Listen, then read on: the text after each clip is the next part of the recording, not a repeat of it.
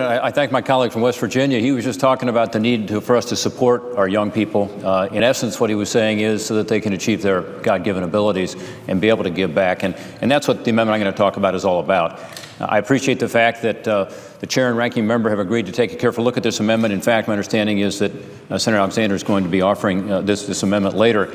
But this has to do with substance abuse. It has to do with our young people who, unfortunately, we're seeing a younger and younger age of first use of drugs. We're seeing also, unfortunately, more and more young people who struggle with addiction. In the legislation and in the underlying law, there are provisions for prevention, and that's incredibly important. If we can get our young people not to go down this road, we can avoid some devastating consequences to them and to their future, to their families, to our communities.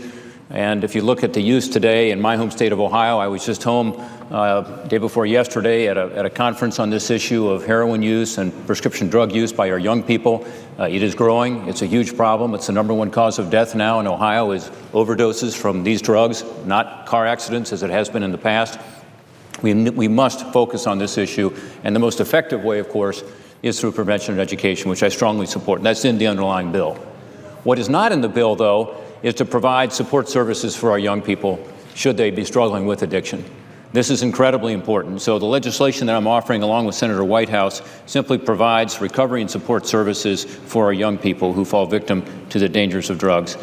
We have a responsibility to do this, in my view, again, not just to focus, as the underlying legislation does, on drug prevention, early intervention, but also to focus on providing this important recovery services to students in schools and communities so that they can overcome their addiction and they can achieve their God-given abilities and, again, be productive members of society, as the senator from West Virginia and Pennsylvania were talking about. I encourage my colleagues to support this amendment. The second amendment I would like to talk about that I understand also may be offered later and included in a package, and I appreciate, again, the chair and ranking member taking a careful look at this, has to do with homeless youth.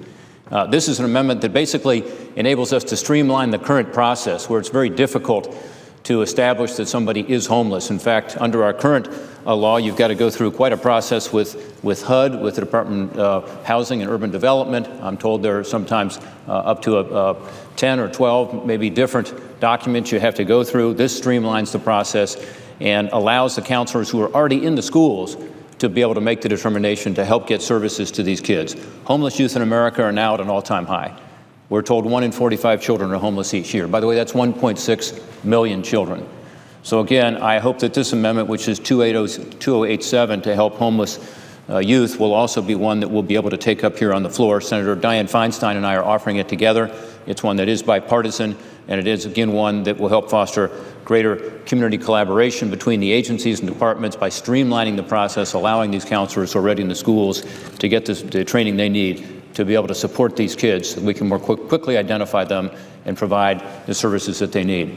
I want to thank my colleague from Montana for allowing me to talk about these two really important amendments. And again, to Senator Murray and Senator Alexander, I thank you for giving this very serious consideration in your legislation. I hope these amendments can be passed on a bipartisan basis. I yield back.